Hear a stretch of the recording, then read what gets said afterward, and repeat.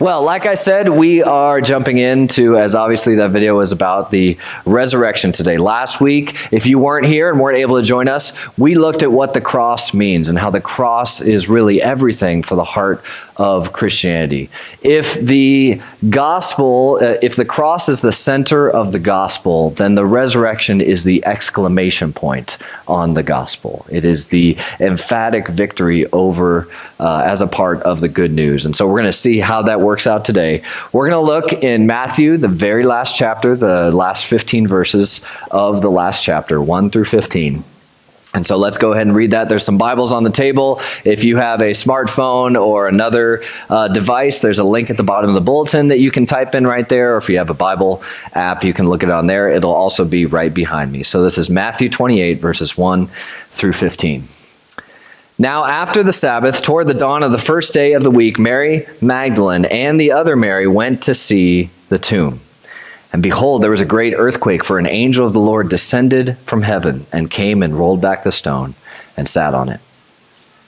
His appearance was like lightning, and his clothing white as snow. And for fear of him, the guards trembled and became like dead men.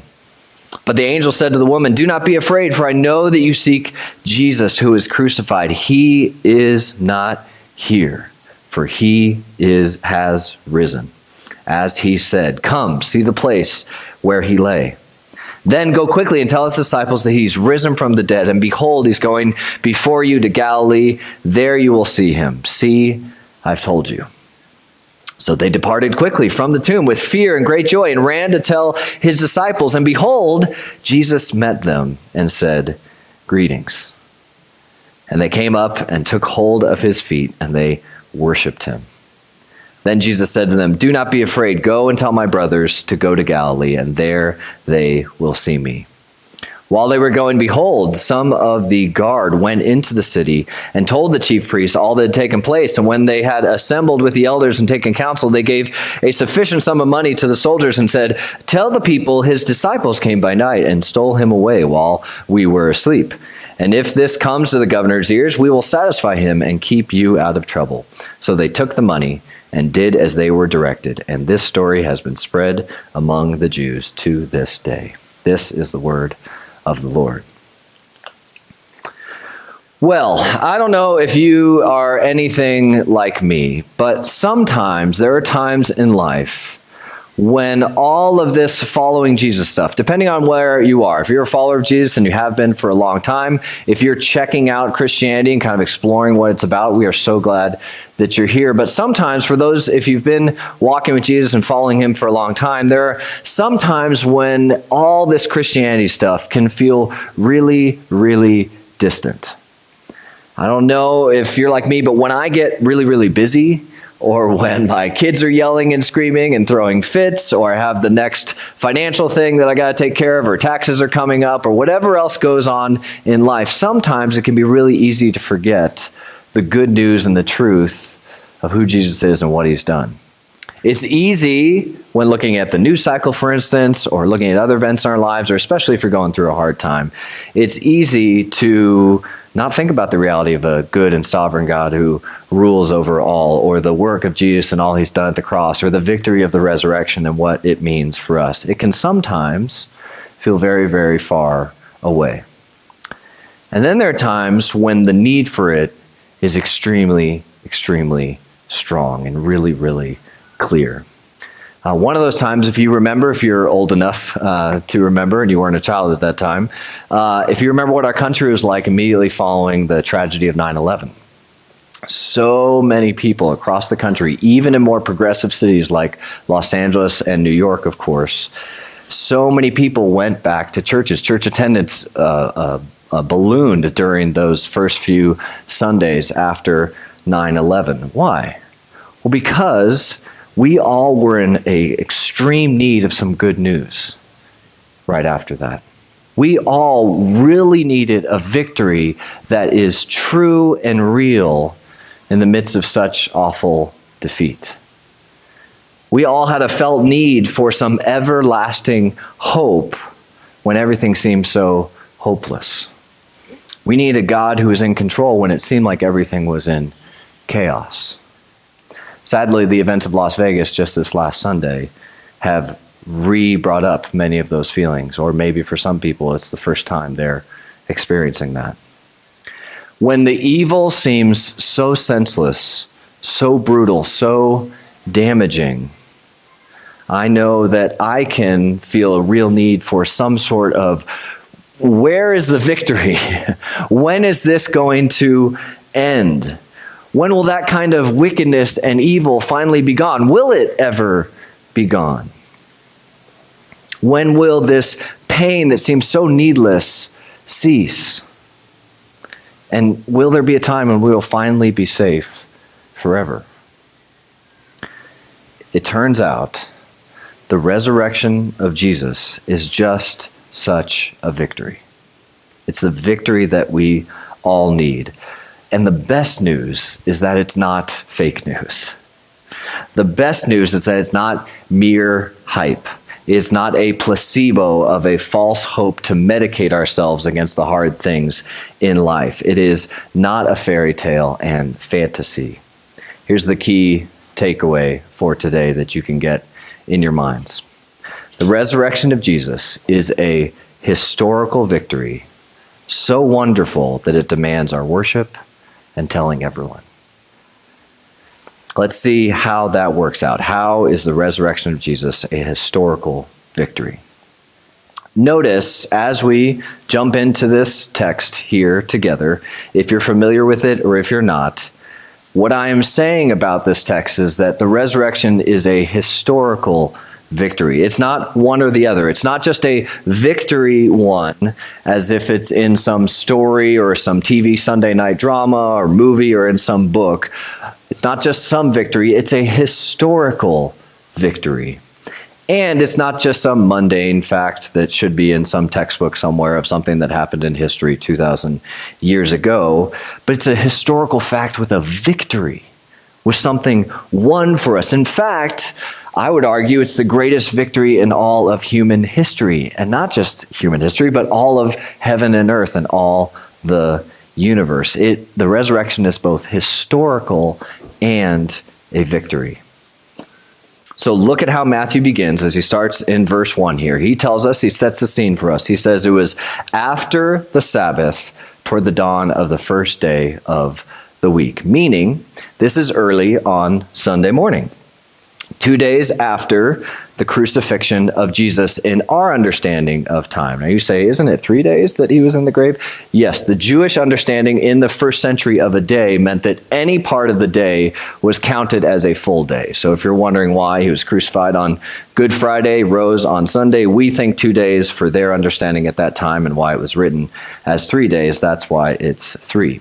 Matthew tells us, he introduces us for the most part to two new people, two different Marys. One is Mary Magdalene, and then there's someone referred to as the other Mary. These are new people for where we've been in Matthew. This is not the Mary who is the sister of Martha, and it's not Jesus's mother Mary. Apparently, Mary was a very popular name in the first century.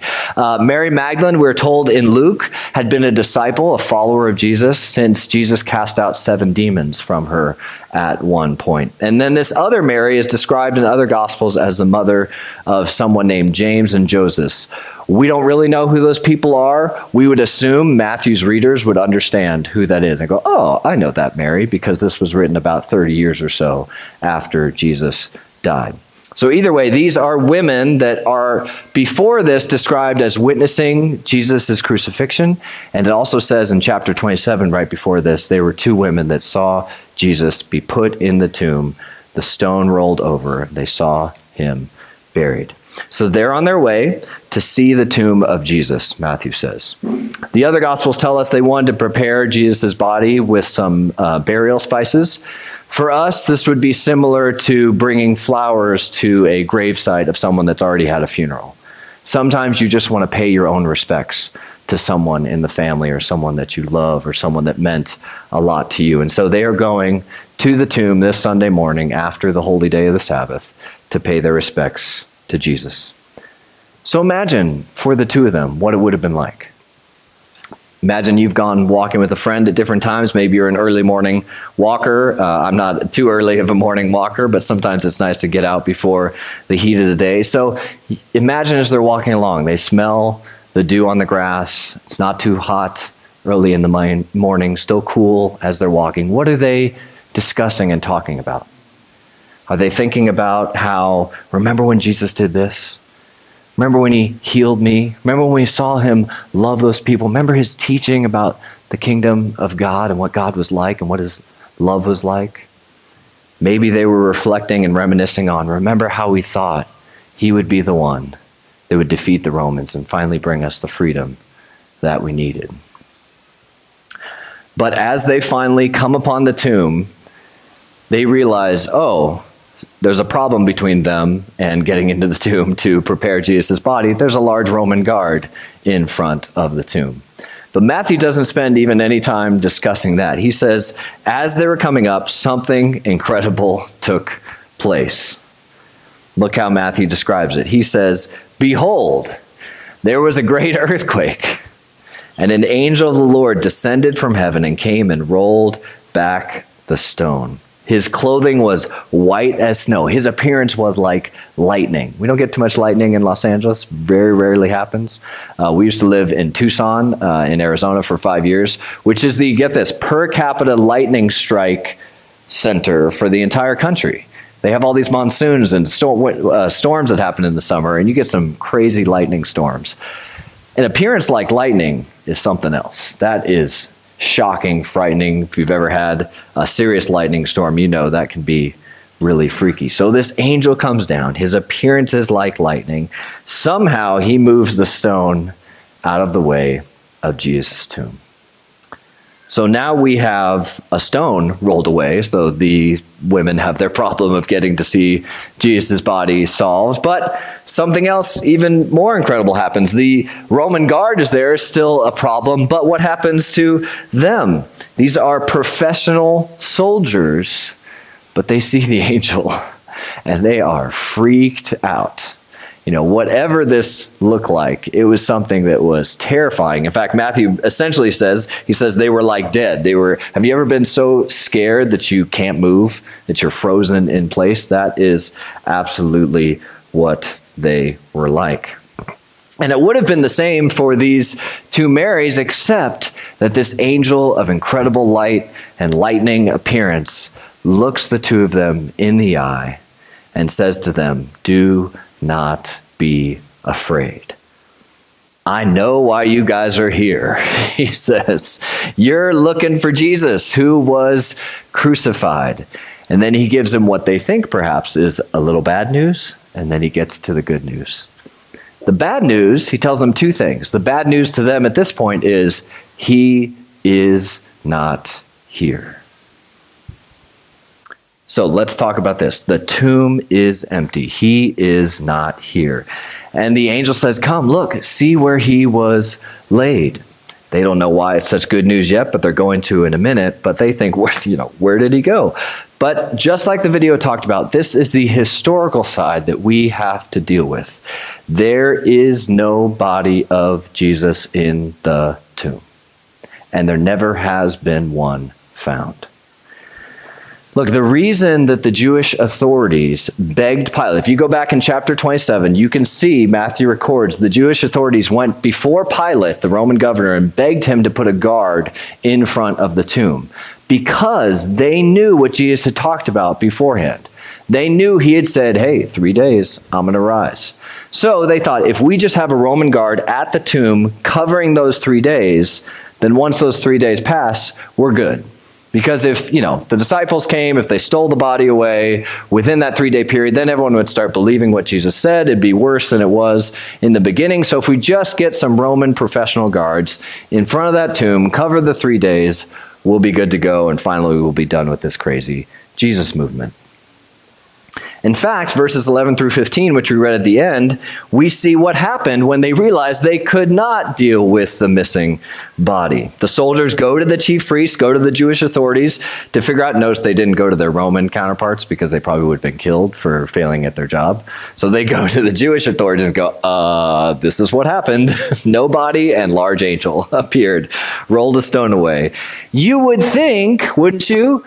The Jewish authorities and the Roman guards, for that matter, might go, maybe this miraculous encounter with an angel and this missing body of Jesus, maybe we should consider what Jesus said about rising from the dead.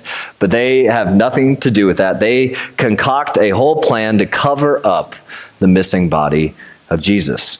They pay the soldiers pay them off with a large sum of money, telling them, hey, tell your superiors we fell asleep, the disciples came, they stole the body, and then hopefully in the Jewish authorities say, hey, we'll take care of Pilate, don't worry about that, we have some political influence we can use, we'll make sure you guys don't die, everyone is happy, you get lots of money, we make sure Jesus' movement doesn't continue.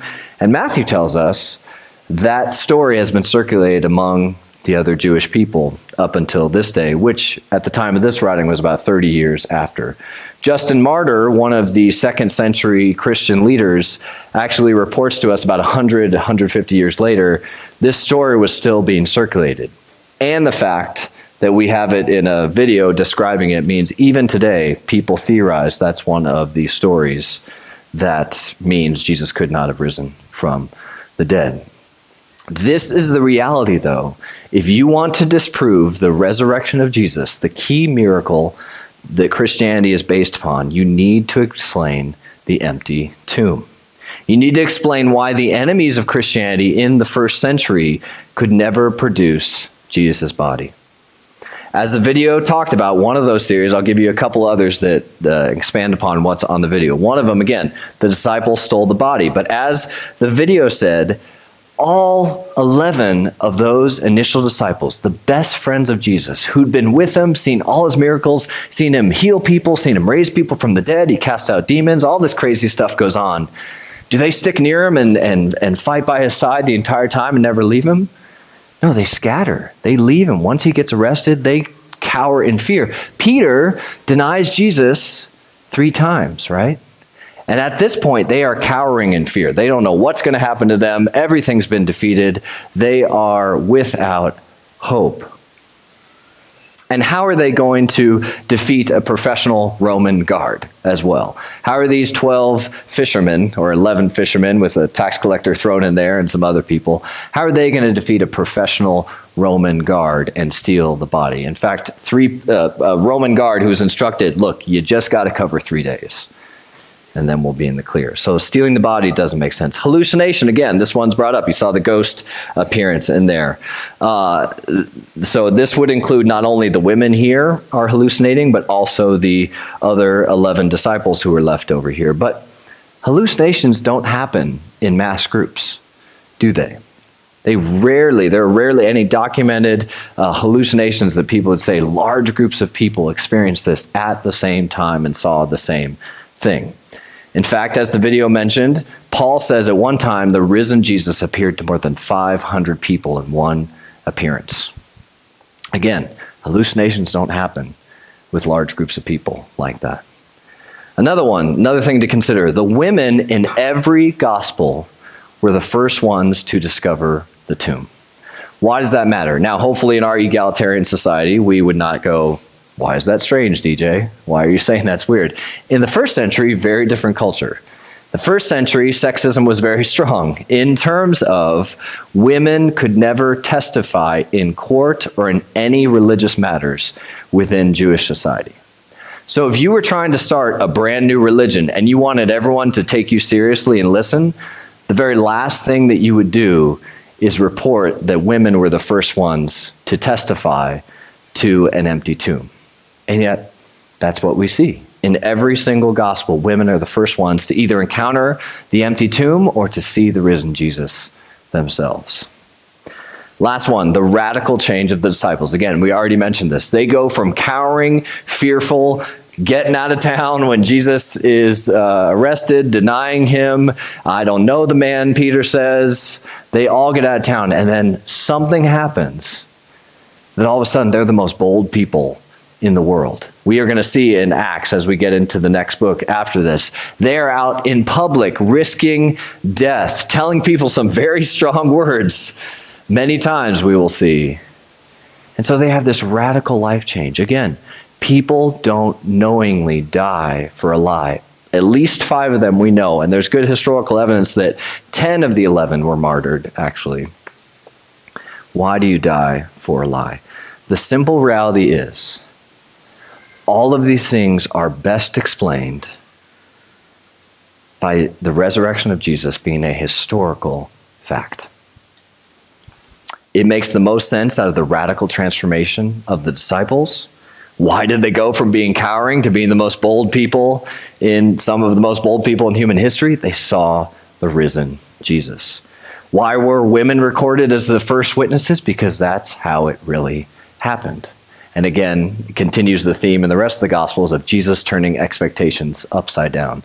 The poor hear the good news first.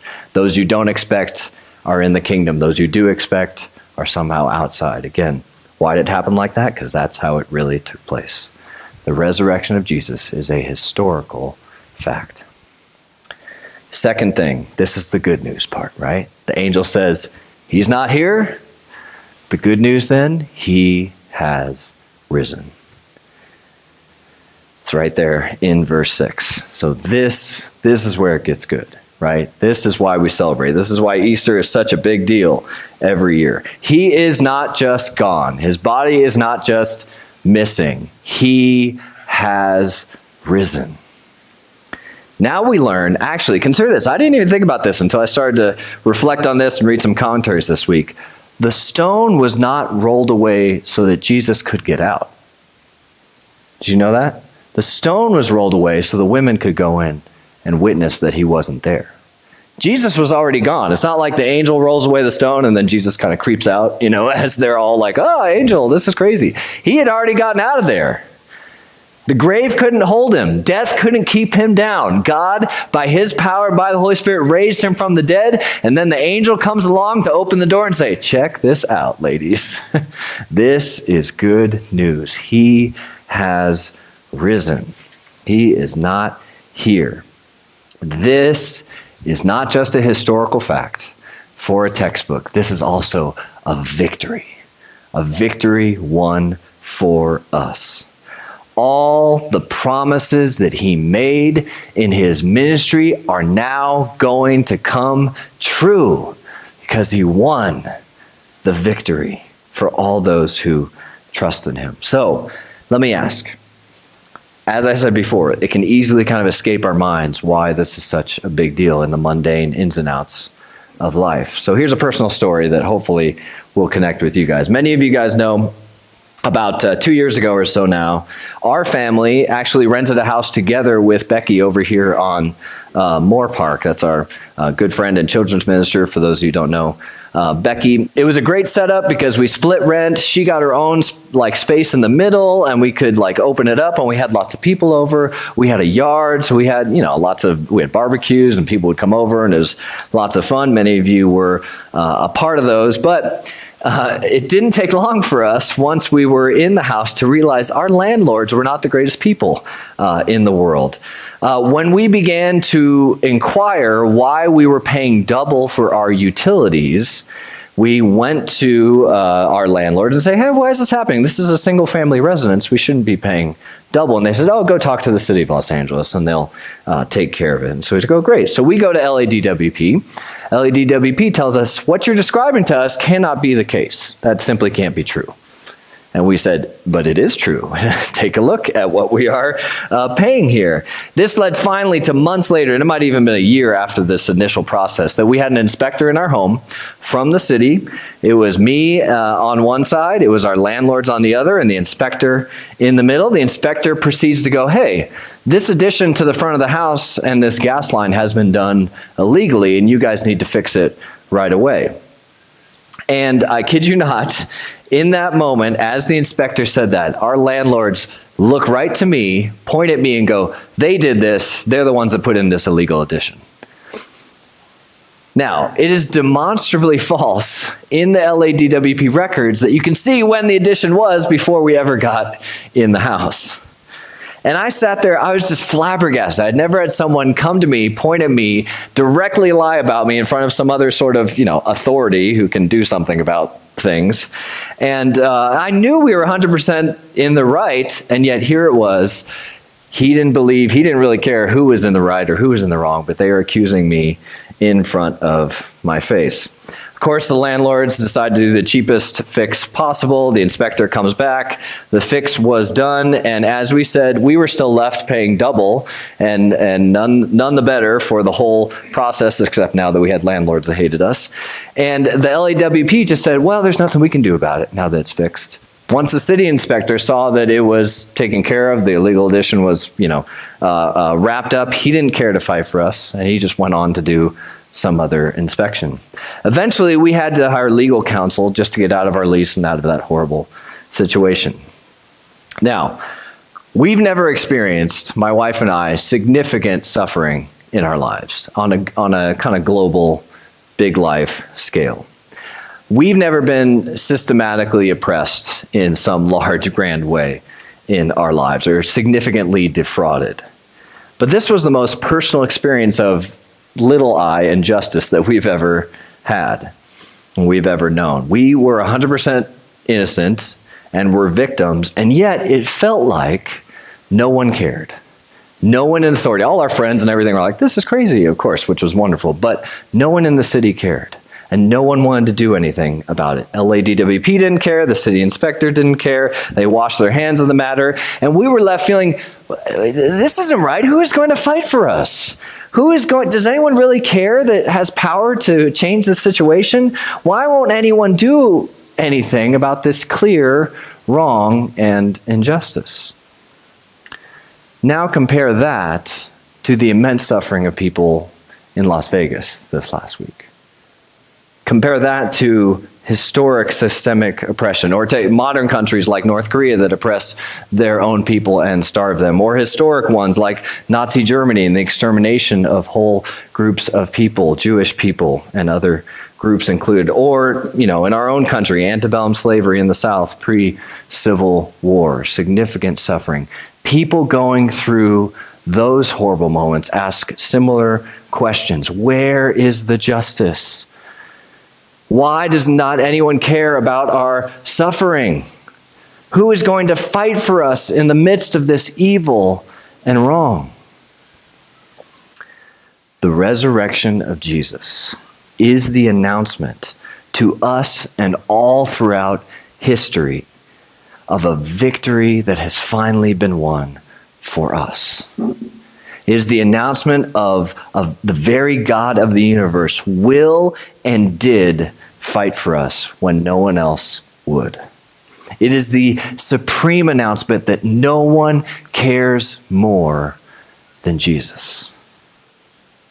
And one day, all who have suffered any evil, any oppression, any injustice, from the least stupid thing in Moore Park House and the silly Jenkins and Becky to the worst of suffering, will be vindicated. It's a victory that tells us evil will not win in the end. Not our own sin, not the sin of others, no demonic evil forces in the universe. It's a victory that Jesus transfers to us and gives to us the moment we trust in him. And so that means if you're a follower of Jesus, because it's a historical victory, you can never ultimately be on the wrong side of history forever. The resurrection proves Jesus cares.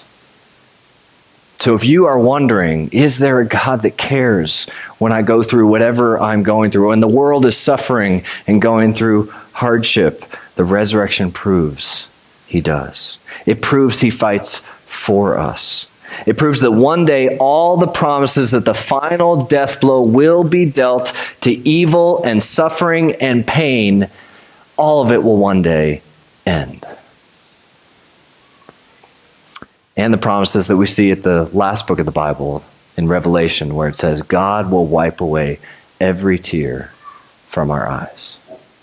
The resurrection, because it is both historical and a victory, makes that true.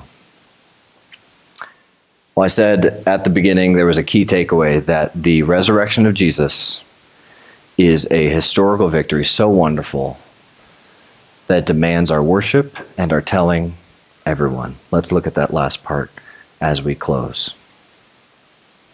The angel tells Mary and Mary, Jesus isn't here, he has risen. Now go tell everyone, right? And they're running, they have such great joy after this, and they're freaked out, and they're like, oh, that lightning angel, that was crazy, but they're like, oh my, he's not here, he's risen, this is wonderful. It says they're running in awe and in joy and a little bit of fear. But something happens that's even greater than what they had just experienced. Something even more amazing. Jesus shows up right in front of them. They thought, oh, we'll go see him in Galilee and he'll go appear to the disciples. But he shows up as they're running. What a different journey that was back than it was when they were coming to the tomb, right? Now Jesus is standing right in front of them. And I love, his greeting is so simple. He says, greetings. It's just like he pops up and goes, hi, ladies, I'm back. And what do? Their first response is they grab onto him, right? Do you see that? It says they grabbed his feet. Wouldn't you, if you were one of them? Jesus, it's you. You're alive. The angel just, now you're here. I'm hugging you. It's Jesus. He's risen. He's alive. It's true. And what's their next response? They worship him. They worship him. Please don't listen to anyone that tells you. Jesus never claimed to be divine. He never claimed to be God. He would say, no, I'm just a prophet. I'm just here, I'm just to help to teach. They worship him. Any other place in the Bible when angels or prophets get some sort of worship, the prophets or angels go, no. God alone is worshiped, not me. I'm a prophet or I'm an angel. You don't worship me. Jesus here receives it. They worship him. When you and I see the intellectual and the rational historical reality of the resurrection, when that sinks down into our hearts of the reality of the victory that God has won for us, your response will be the same. And that's what we hope church is. You will grab onto Jesus and you will worship him with your life, with your voice, with your finances, with your actions, with your love towards other people. Just as it's the most natural thing when you see a beautiful sunset in the sky and you go, wow, that's beautiful. When you really see Jesus and what he did at the resurrection, your response will be, my God, Jesus, you're beautiful. We too will worship. The resurrection demands nothing less. Lastly, Jesus tells us and tells them to go tell the disciples. He says, go tell my brothers. I know this is great stuff. I know, here I am. Go tell them. Go. Spread the good news. The angel said the same thing. Go tell them. Go get this out there. We'll see this narrative develop over the next few weeks as we see the risen Jesus talk to the disciples, and this goes on into the book of Acts as we see the first early church. This news is not to be kept to ourselves. This is good news. It is real. It is historical. It is a victory won for us and for the rest of the world if they will just receive it. And that news is to be spread far and wide as far as people will listen. It's not a message to be forced onto other people. It's a message to be shared and offered to other people. There is no greater news to tell. I love how some of you may be familiar with an old British preacher in the 1800s, a guy named Charles Spurgeon. If that name says familiar, here's what he said about 150 years ago. He said, notice the angel's words. First, see, then go. Make sure about the fact for yourselves and let others know it. What you know, tell, and do it quickly. Swift be your feet. Such good news as you have to carry should not be long on the road. The king's business requires haste. Isn't that a great way to say it? May that be true of us. May we see the reality of the historic, rational, true fact of history, but then the wonderful, beautiful victory won on our behalf. And as a result, may we worship in our hearts and with our lives, and may we tell everyone the good news of what's been done for us. Let's pray. Lord, I know I needed some good news this week. It's been a tough week for many people, and especially in light of the last events in our country. Thank that we have a God, even in the midst of continued hardship, continued hard times, the difficult things that we have been going through and that we do go through in life. And I don't know what everyone in here is dealing with this week, from great to small.